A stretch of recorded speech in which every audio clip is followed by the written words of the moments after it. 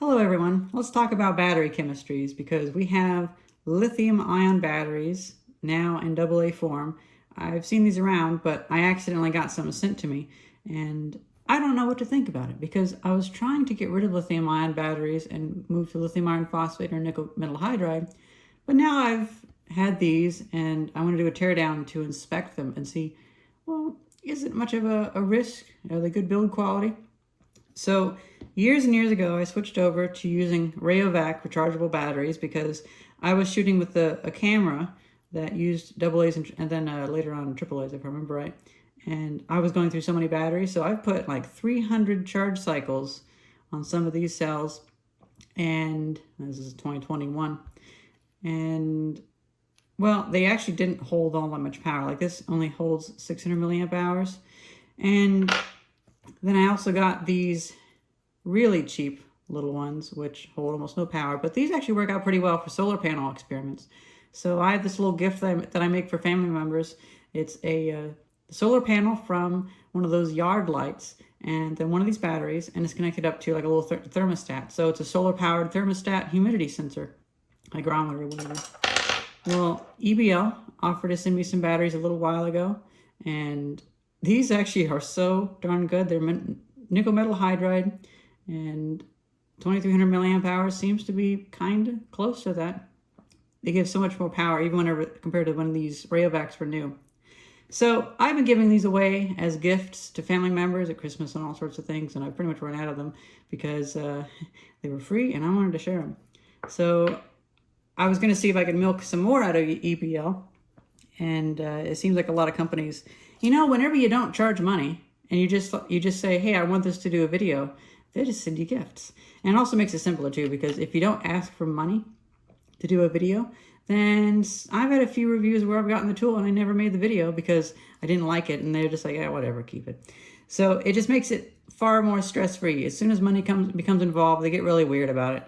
So with this, I asked for some AA batteries, and they offered to send me these. I didn't look at the listing though, because these are really weird lithium-ion batteries. And I don't know what to think about that because I've been trying to get rid of lithium-ion because, you know, there's a lot of lithium-ion batteries around us, and they do have design issues compared to lithium iron phosphate or sodium ion or something like that. And although I haven't really ever had one blow up on me, it was just a worry, especially, well, living in an apartment building, I have a duty to the other people and the other families that live in this apartment building to not blow the place up like it happened in 2008, something like that. Like the place already had a big fire, and like 6 apartments are just unlivable now because of asbestos, or I think something like that.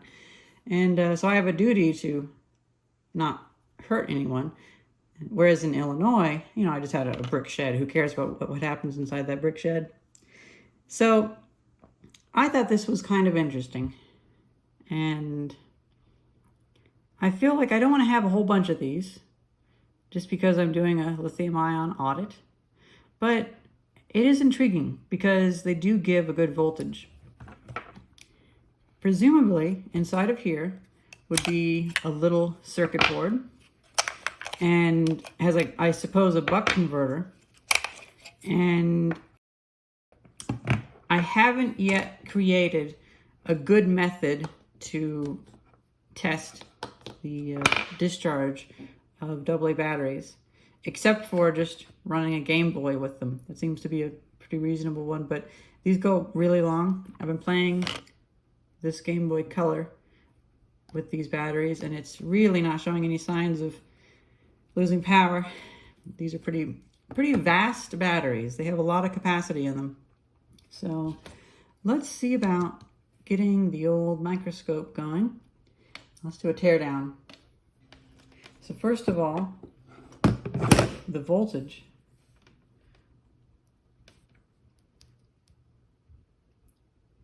We have 1.528 volts. And I haven't gotten these down low enough to actually see, is there a voltage curve or does it always keep at that voltage? So if it doesn't drop down in voltage, then the indicators on some products won't be as useful. But I feel like this little microcontroller in here, we might be in for a bit of a surprise. I see a little bit of a change right here.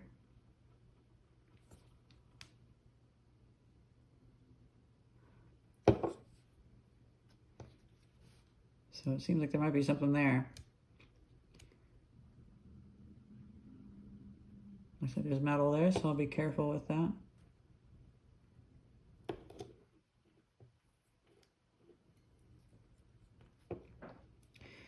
This appears to be a metallized coating. Yeah.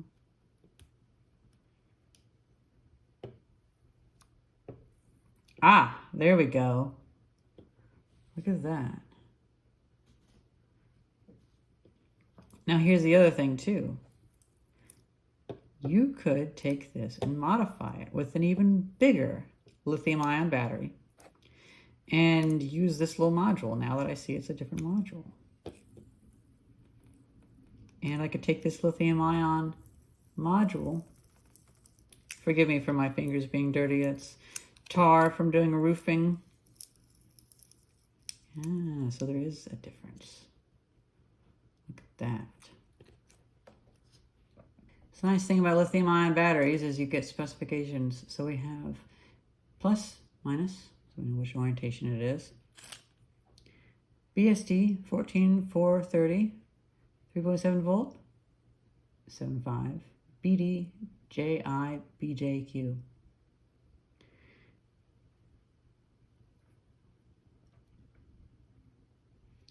That appears to be strongly on there. So first of all, this is a cylindrical cell. And that does get rid of some of my worries, because if this is like a lithium polymer battery that's just squeezed into a circular shape like a vape pen has, that would worry me. But this does seem to be a Swiss roll. Well, everyone, there is one good design feature I've noticed.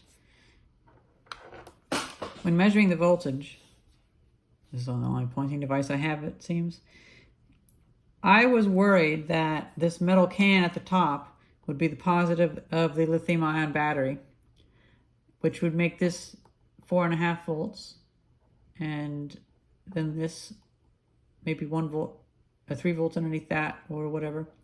But no, this is actually connected to the negative of the lithium-ion battery, so it's all throughout. So even if you were to score the sticker and accidentally touch this to a component, or if you had a device which has a metal housing around it, you wouldn't accidentally get, well, you wouldn't short out the 4.2 volt cell. And you also wouldn't be getting 4 volts into your circuit either. So that's pretty good.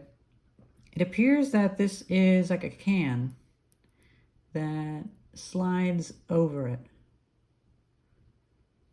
Now, I'm not entirely sure about what's going on here, but I believe this is just a Swiss roll cell where the opening has been narrowed and then pushed into this. So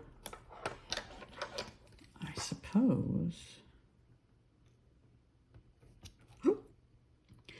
I wasn't meaning to do that. I took the sticker off, but I suppose that's okay. So how I'm doing this is I'm using the pliers as something to push against. There we go. We actually did it. Oh, I can put this back together even.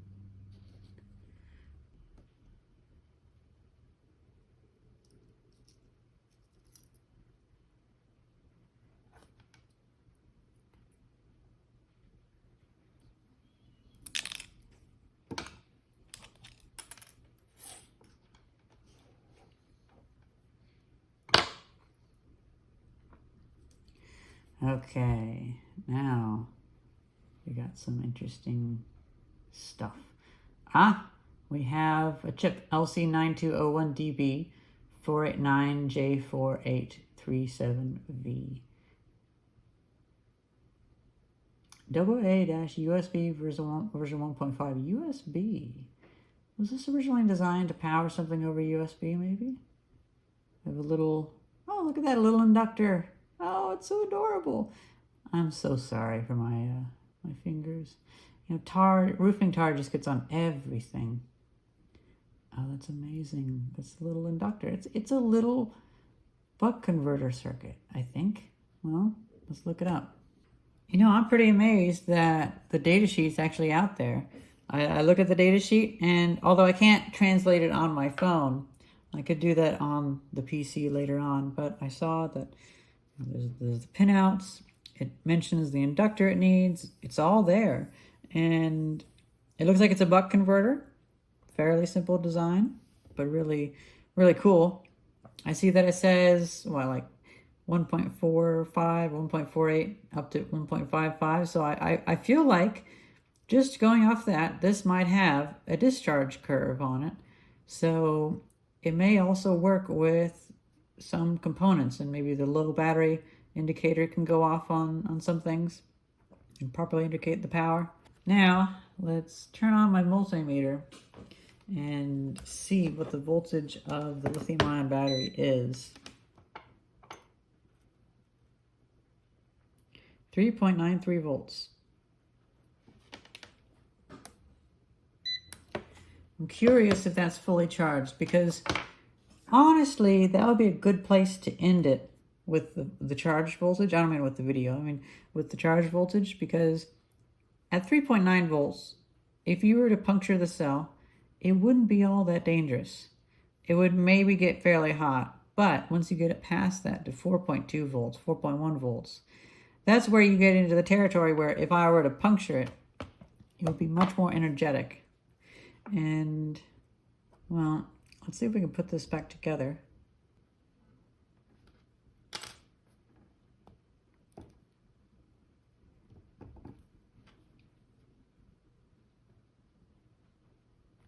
Let's open up this little charger that they sent.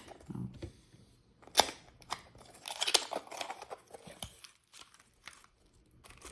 Oh, nice, it's USB.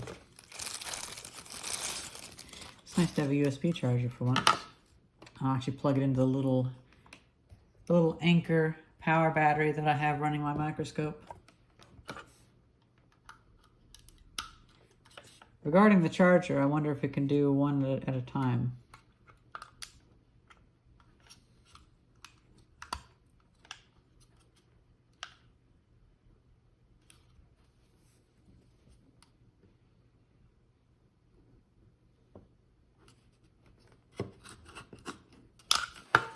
Now, what voltage is this showing? Does this have protection so that when the battery is out of voltage, it turns off completely? No, it's still 1.526 volts.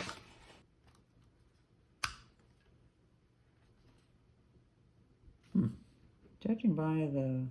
Oh, there we go, 4 watts. Okay, that was a little bit odd.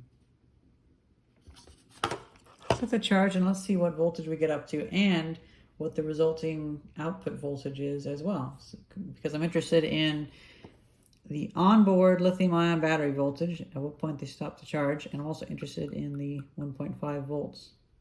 Now, it's interesting that for this, they would have to step it down by I guess 3 volts. And they would actually have to change to be relative to the negative, not the positive. Maybe it's not such a big deal with how these circuits are made, but I just think that's interesting. I'm actually going to remove a clip of this where I said that it was pulling 2 watts when doing nothing, because I didn't realize I had tapped that. It was so difficult to see with the microscope light on. So without the microscope on, because the microscope has a battery, it's 2 watts while charging. And if the battery is out, 0. Okay.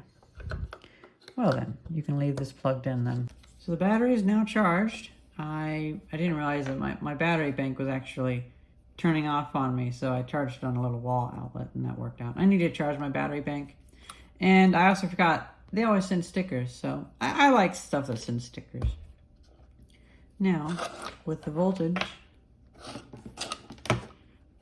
overall, 1.524 volts. So the voltage hasn't gone up much, which is good. Now, let's take it apart. Let's check the internal voltage. 4.21 volts. I kind of wish it wouldn't charge that high, because at 4.21 volts, this will only get maybe 600 charge cycles. For every 0.1 of a volt you go down, lithium-ion batteries last like twice as long. So if you go to if it's 4.2 volts, it's like 300 to 600 charge cycles. If you go to 4.1 volts, it's like 1200 charge cycles. If you go to 4.0, it's like 2000 charge cycles. With me going down, I actually had a BMS that I guess the resistors went out of whack or something, and it would stop charging at 3.95 volts. And that battery has just lasted. That's the one that I put about 5,000 miles on my e-bike. And so that definitely lasts. It's also why a lot of electric cars, they don't let you fully charge the battery unless you're doing a road trip. Okay, so now what I want to do is, even though this battery is dead, I have it charging from the wall. And we can use the variable voltage power supply from it, and we can see the live output of this throughout the voltage range. All right, so I have this little module connected so that the multimeter is reading the output, and this can change the input.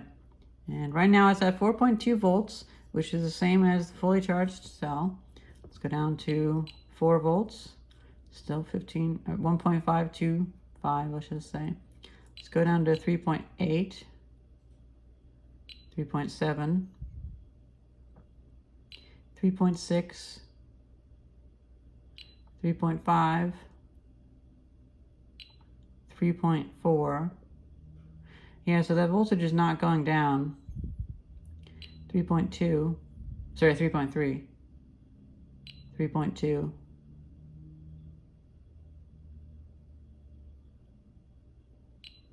3.1,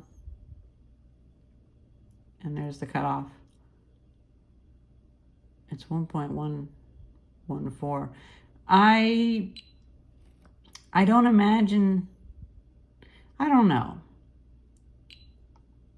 In operation, okay, 2.9, 2.8. Okay, so it is holding. So what it might do is it'll go from fully charged to fully dead on your device. It might still be able to give a little bit of power, but at 2.8 volts, it won't be giving very much. I would much rather have that cutoff be not at 3.4 volts. I'd rather be at 3.6 volts.